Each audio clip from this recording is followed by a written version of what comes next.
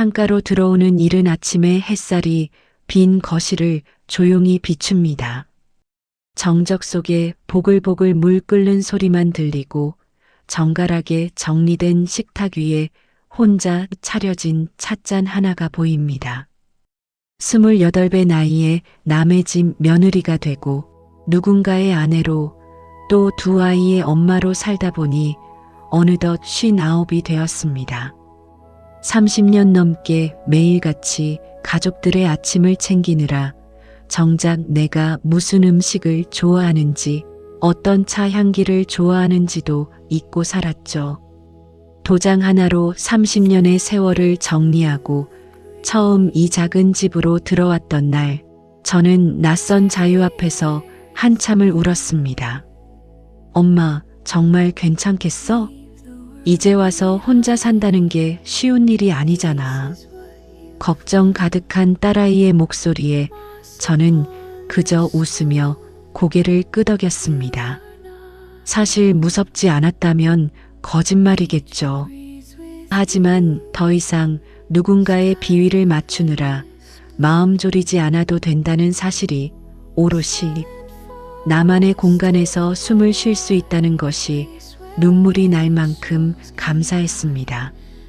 이혼은 실패가 아니라 나를 찾기 위한 긴 여행의 시작이었다는 걸 이제야 조금씩 깨닫고 있습니다. 황혼 이혼이라는 이름표가 세상의 눈에는 조금 차갑게 보일지도 모릅니다. 하지만 59, 인생의 가을 길목에서 저는 비로소 남이 아닌 나 자신과 연애를 시작하려 합니다. 어쩌면 이 영상은 저와 같은 길을 걷고 있거나 혹은 망설이고 있는 모든 그녀들에게 보내는 저의 첫 번째 편지일지도 모르겠네요. 혼자라서 외로운 게 아니라 혼자라서 비로소 온전해질 수 있었던 59제 여성의 진짜 이야기를 시작해 보려 합니다. 여러분 환영합니다. 여기는 더불어 사는 세상, 그리고 저의 새로운 시작입니다. 결혼 생활 내내 제 취향이라는 건 없었습니다.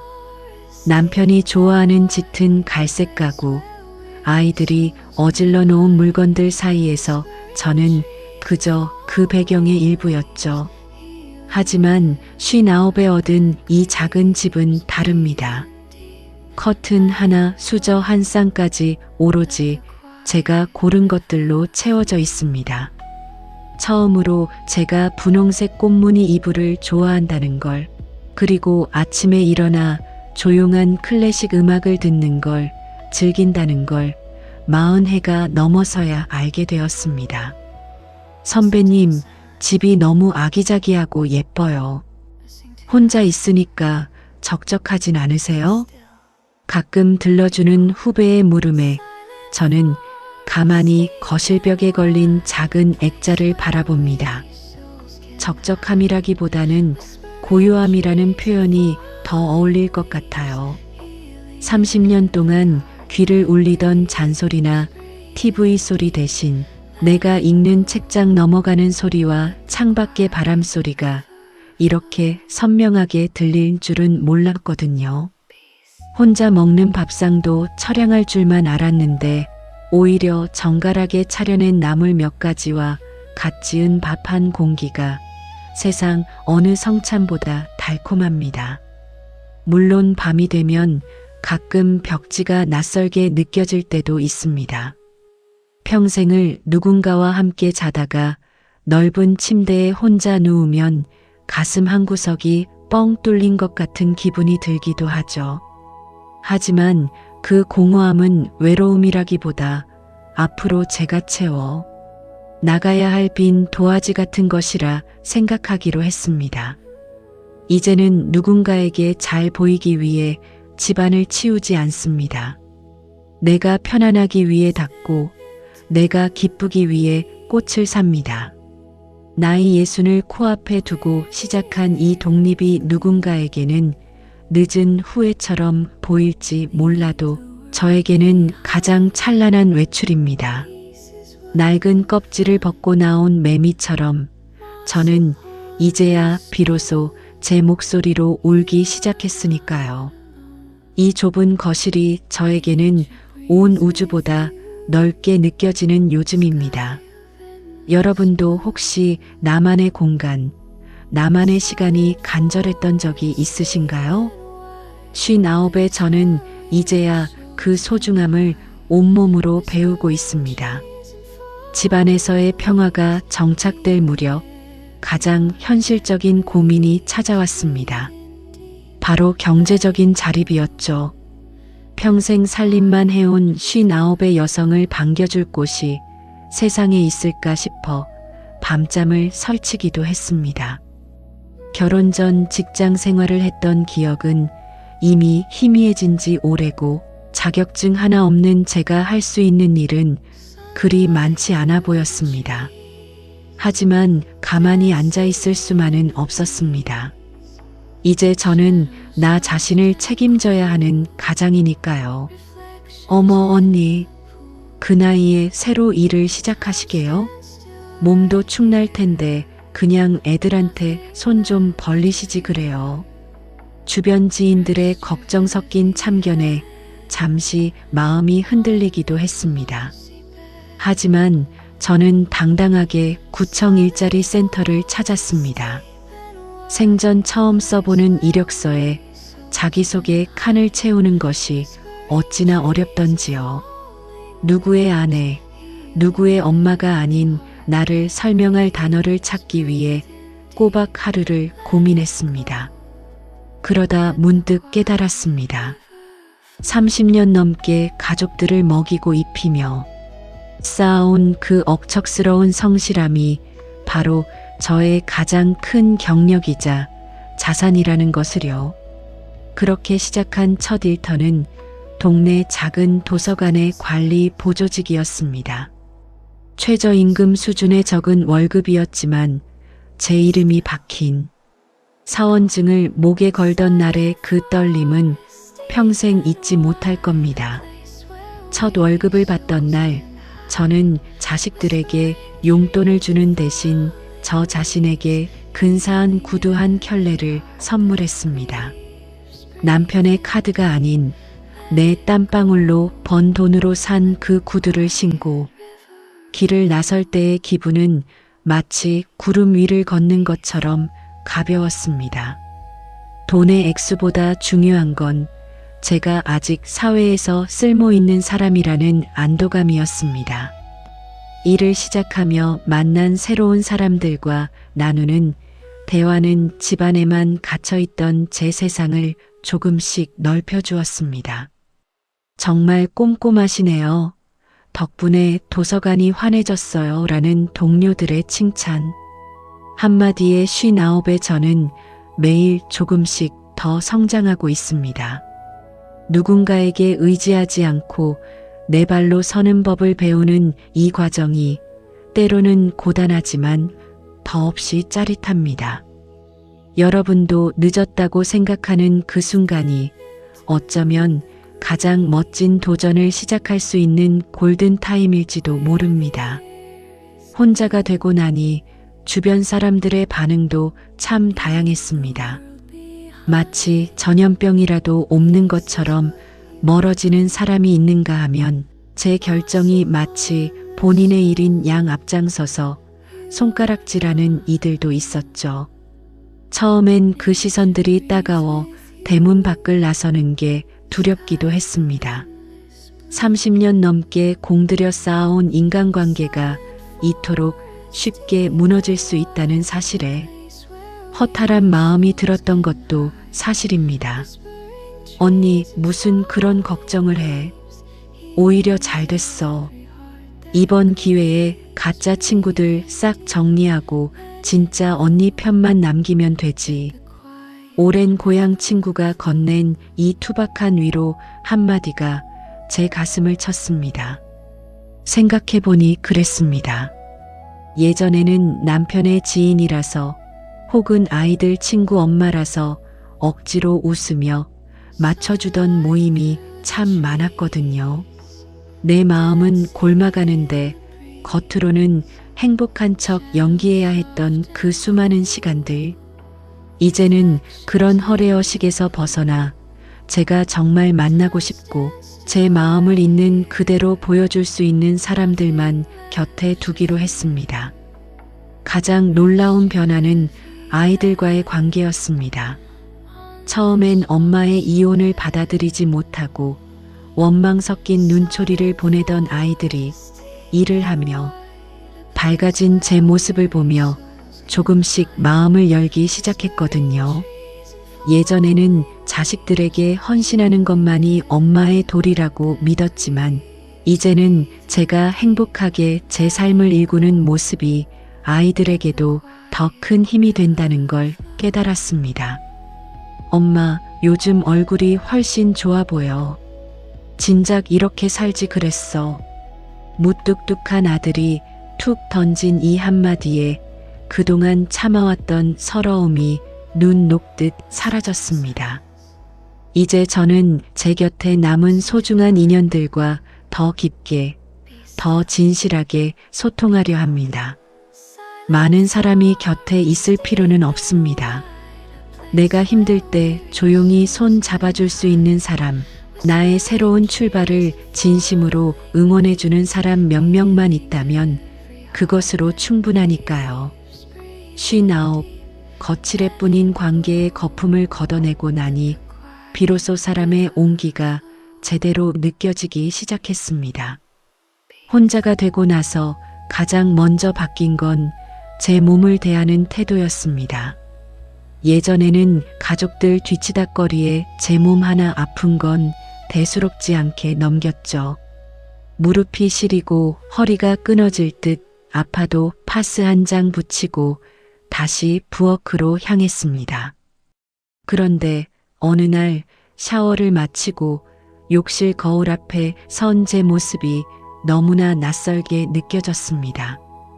깊게 팬 주름과 거칠어진 손마디, 그리고 생기를 잃은 눈빛. 그 속에 평생을 남을 위해 소모해온 한 여자가 울고 있는 것 같았습니다. 여태껏 고생 많았다. 이제는 내가 너를 좀 아껴줄게. 거울 속의 나에게 처음으로 건넨 사과였습니다. 그날 이후로 저는 매일 아침 동네 공원을 걷기 시작했습니다. 처음에는 10분만 걸어도 숨이 차고 다리가 후들거렸지만 차가운 새벽 공기를 폐부 깊숙이 들이마실 때마다 살아있다는 생동감이 전신으로 퍼져나갔습니다. 누구의 속도에 맞출 필요 없이 오직 제 발걸음에만 집중하며 걷는 그 시간이 저에게는 수행이자 치유의 시간이었습니다. 운동뿐만이 아닙니다. 평생 대충 한 끼 때우자며 물에 밥 말아 먹던 습관도 버렸습니다. 혼자 먹는 점심이라도 예쁜 접시에 담고 제철 나물을 정성껏 무쳐 저 자신을 대접하기 시작했습니다. 나를 위해 건강한 음식을 준비하는 그 과정이 저를 얼마나 존귀하게 만드는지 예전에는 미처 몰랐습니다. 나를 돌보는 건 사치가 아니라 내 삶에 대한 최소한의 예의라는 걸 59이 되어서야 배운 것이죠. 언니, 요즘 피부에서 광이 나요. 무슨 좋은 일이라도 있는 거예요? 오랜만에 만난 지인이 건넨 말에 저는 그저 빙긋 웃었습니다. 비싼 화장품을 써서가 아니라 내면의 불안함이 사라지고 그 자리에 나를 사랑하는 마음이 채워지니 자연스럽게 배어나오는 빛이었을 겁니다. 예전에는 남편의 기분에 따라 제 하루가 결정되었지만 이제는 제가 제 기분을 결정합니다. 몸이 가벼워지니 마음도 맑아지고 맑아진 마음으로 세상을 보니 길가에 핀 이름 모를 풀꽃 하나도 그렇게 사랑스러울 수가 없습니다. 이렇게 나 자신과 화해하고 친해지는 과정이 황혼 이혼이 저에게 준 가장 큰 선물입니다. 살다 보면 누구나 가슴속에 작은 불씨 하나쯤은 품고 살기 마련이죠. 저에게는 그것이 배움이었습니다. 젊은 시절 형편 때문에 혹은 결혼과 육아라는 현실에 밀려 포기해야 했던 공부가 늘 아쉬움으로 남아 있었거든요. 59. 이제는 누구의 눈치도 볼 필요가 없어진 지금 저는 낡은 책가방을 다시 꺼내 들었습니다. 동네 복지관에서 열리는 수필쓰기 교실과 영어 기초반에 등록하던 날, 제 심장은 마치 초등학교 입학식을 앞둔 아이처럼 쿵쾅거렸습니다. 엄마, 그 나이에 영어를 배워서 어디에 쓰려고? 그냥 집에서 편히 쉬지 그래. 아이들은 우스갯소리로 말했지만 저에게 이것은 단순한 취미 이상의 의미였습니다. 알파벳 하나를 공책에 꾹꾹 눌러 쓰는 시간은 잃어버렸던 저의 자아를 한 조각씩 찾아가는 과정이었으니까요. 처음에는 낯선 단어들이 머릿속에서 뱅뱅 돌기만 하고 돌아서면 잊어버리기 일쑤였습니다. 하지만 어제는 읽지 못했던 간판의 영어를 오늘 읽게 되었을 때의 그 쾌감은 마치 세상의 새로운 문 하나를 열고 들어가는 기분이었습니다. 수필 교실에서는 제 인생의 굴곡진 이야기들을 글로 옮기기 시작했습니다. 하얀 종이 위에 30년 세월의 고통과 인내, 그리고 이혼 후의 해방감을 쏟아내다 보면 마음속 깊은 곳에 응어리졌던 상처들이 눈물과 함께 씻겨 내려가는 것 같았습니다. 내 이야기를 누군가 들어주고 참 잘 쓰셨네요. 공감이 가요라는 말을 듣는 것이 이토록 치유가 될 줄은 몰랐습니다. 평생 누군가의 이야기를 들어주기만 했던 제가 비로소 제 이야기를 세상에 내놓기 시작한 것이죠. 반장님, 이번 과제 써오신 거 보니까 표현이 정말 섬세해요. 작가 등단하셔도 되겠어요. 강사님의 칭찬에 얼굴이 붉어지면서도 입가에는 숨길 수 없는 미소가 번집니다. 59에 듣는 칭찬은 20살의 그것보다 훨씬 더 달콤하고 묵직합니다. 이제 저는 도서관에 앉아 책을 읽고 글을 쓰는 제 모습이 참 좋습니다. 누군가의 아내로 불릴 때는 느낄 수 없었던 오직 지적인 충만함이 주는 우아한 행복이죠. 배움에는 정말 끝이 없다는 말, 그리고 늦은 때란 없다는 말을 온몸으로 실감하고 있습니다. 이 펜 끝에서 시작되는 저의 두 번째 인생은 그 어떤 소설보다 더 아름답고 당당하게 기록될 것입니다. 여러분도 마음속에 묻어둔 불씨가 있다면 지금 바로 그 불을 지펴보시는 건 어떨까요? 살면서 수없이 많은 여행을 다녔지만 늘 누군가를 위한 가이드였습니다. 남편이 가고 싶어하는 맛집을 찾고 아이들이 좋아할 만한 체험장을 예약하며 정작 제가 머물고 싶은 풍경 앞에서는 사진사 노릇만 하기 일쑤였죠. 59의 가을, 저는 생애 처음으로 오로지 저만을 위한 기차표 한 장을 끊었습니다. 목적지는 딱히 중요하지 않았습니다. 그저 창밖으로 흘러가는 풍경을 멍하니 바라볼 수 있다는 것, 그리고 내 마음이 머물고 싶은 곳에서 언제든 내릴 수 있다는 그 사실 하나만으로도 가슴이 벅차올랐습니다. 언니, 혼자 여행 가면 무섭지 않아? 밥은 또 어떻게 혼자 먹으려고 그래? 떠나기 전 친구들의 걱정 섞인 질문에 저도 잠시 망설였던 게 사실입니다. 하지만 막상 낯선 여행지에 도착해 바닷바람을 마주하니 두려움보다는 설렘이 앞섰습니다. 파도 소리를 배경 삼아 해안선을 따라 걷는데 문득 그런 생각이 들더군요. 아, 나는 이렇게 넓고 푸른 바다를 참 좋아했었구나. 30년 동안 가족의 울타리 안에서 잊고 살았던 저의 아주 작고 소중한 취향들을 길 위에서 하나씩 다시 만나는 기분이었습니다. 혼자 먹는 식당에서의 식사도 처음엔 어색했지만 곧 익숙해졌습니다. 남편의 입맛에 맞춰 맵지도 짜지도 않게 주문할 필요 없이 평소 먹고 싶었던 매콤한 해물찜을 시켜놓고 온전히 그 맛을 음미했습니다. 누군가의 속도에 맞춰 허겁지겁 먹지 않아도 되고 상대의 기색을 살피며 대화를 이어갈 필요도 없는 식사 시간.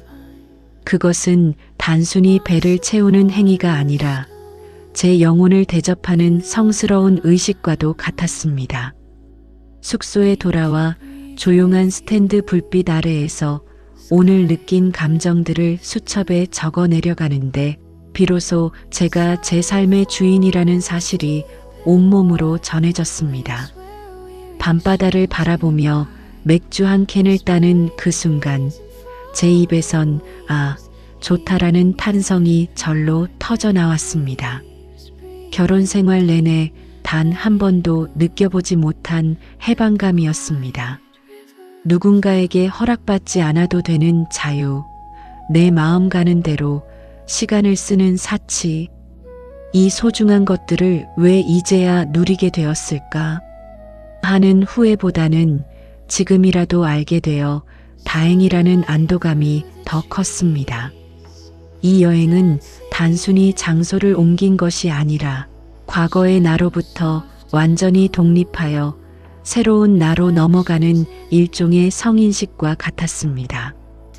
혼자라서 외로운 게 아니라 혼자라서 비로소 온전해질 수 있다는 이 소중한 진리를 저는 길 위의 바람과 파도에게 배웠습니다. 혼자만의 여행을 통해 제 내면을 들여다보는 시간을 가졌다면 그 다음으로 저에게 찾아온 선물은 바로 더불어 사는 즐거움이었습니다. 사실 처음 혼자가 되었을 때는 타인의 시선이 두려워 자꾸만 안으로 숨어들었습니다. 하지만 용기를 내어 세상 밖으로 한 걸음 내디뎠을 때 저와 비슷한 아픔을 겪었거나 혹은 각자의 자리에서 꿋꿋하게 삶을 읽어가는 수많은 동료들이 저를 기다리고 있었습니다. 선생님, 오늘 수필 수업 끝나고 차 한잔 하실래요?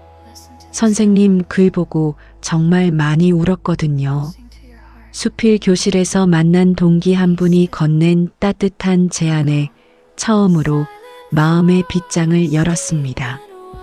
예전에는 남편의 지인들과 의무적으로 섞여 앉아 의미 없는 웃음을 팔았다면 이제는 같은 고민을 나누고 서로의 상처를 보듬어주는 진정한 친구들을 만나게 된 것이죠.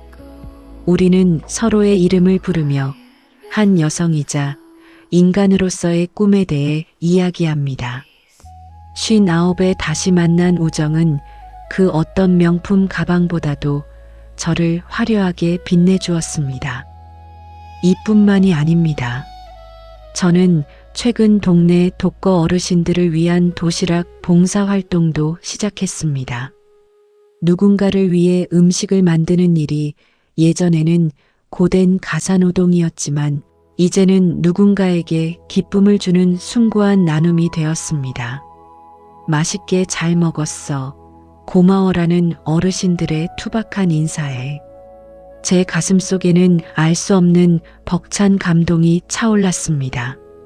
내가 가진 아주 작은 재능이 누군가에게는 큰 힘이 될 수 있다는 사실을 깨달았을 때 저는 비로소 진정한 자아를 찾은 기분이었습니다.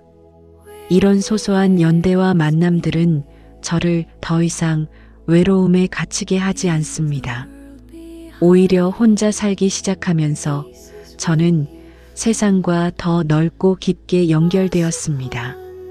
누군가의 아내라는 좁은 틀에서 벗어나니 세상 모든 사람이 나의 친구가 될 수 있고 모든 공간이 나의 무대가 될 수 있다는 것을 알게 된 것이죠. 59. 저는 이제 혼자가 아닙니다.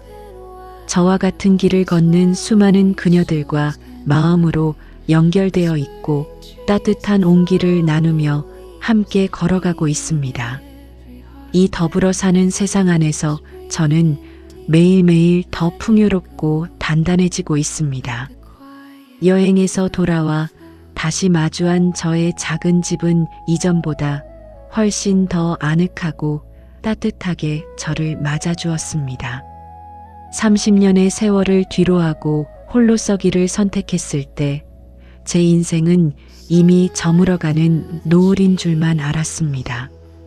하지만 직접 발로 뛰고 배우고 부딪히며 살아낸 지난 시간들은 저에게 말해주고 있습니다. 59은 인생의 끝이 아니라 가장 나다운 모습으로 다시 피어날 준비를 마친 눈부신 계절이라고 말이죠. 엄마, 이제는 정말 엄마 인생을 살아. 우리가 응원할게. 어느덧 훌쩍 커버린 아이들이 건네는 응원을 훈장처럼 가슴에 답니다.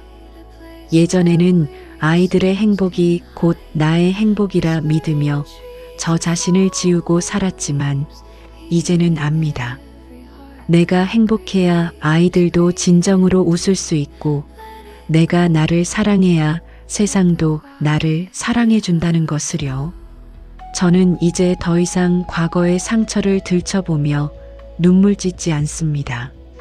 그 아픔들이 있었기에 지금의 단단하고 자유로운 제가 존재한다는 걸 인정하기로 했으니까요. 세상은 황혼 이혼을 두고 실패라는 단어를 떠올릴지 모릅니다. 하지만 저는 감히 성공이라고 말하고 싶습니다. 타인의 시선과 사회적 통념이라는 감옥에서 탈출해 진짜 나를 만나는데 성공했으니까요. 이제 제 앞에는 수많은 가능성이 열려 있습니다. 도서관에서 더 깊은 공부를 할 수도 있고 새로운 취미를 통해 뜻밖의 재능을 발견할 수도 있겠죠. 아니, 아무것도 하지 않고 오직 창밖의 풍경을 감상하며 차 한 잔을 마시는 것만으로도 제 하루는 충분히 가치 있고 아름답습니다. 더불어 사는 세상 여러분, 혹시 지금 두려움 앞에 서 계신가요? 늦었다고 포기하고 싶으신가요? 화면 너머의 여러분께 꼭 전하고 싶은 말이 있습니다. 나이는 숫자에 불과하다는 말, 그 식상한 문장이 저에게는 생명줄 같은 진실이 되었습니다. 59, 저는 이제야 비로소 제 인생의 운전대를 잡았습니다. 어디로 갈지, 얼마나 빠르게 갈지는 오직 제가 결정합니다. 때로는 길을 잃을 수도 있고 거친 비바람을 만날 수도 있겠지만 이제는 무섭지 않습니다. 제 안에는 그 모든 것을 이겨낼 수 있는 단단한 나가 살고 있기 때문입니다. 오늘 제 이야기가 혼자만의 길을 망설이는 분들에게 작은 등불이 되었기를 바랍니다. 우리는 누구나 사랑받을 자격이 있고 무엇보다 나 자신에게 가장 먼저 사랑받아야 합니다. 저의 두 번째 20살은 이제 막 시작되었습니다. 앞으로 펼쳐질 저의 매일매일이, 그리고 이 영상을 보시는 여러분의 매 순간이 찬란한 축복이기를 진심으로 기도합니다. 여러분, 우리 함께 당당하게 걸어가요. 혼자가 아니라 우리는 우리만의 세상에서 더불어 살아가고 있으니까요. 지금까지 저의 긴 이야기를 들어주셔서 감사합니다. 저는 또 다른 희망의 소식을 들고 다시 찾아오겠습니다.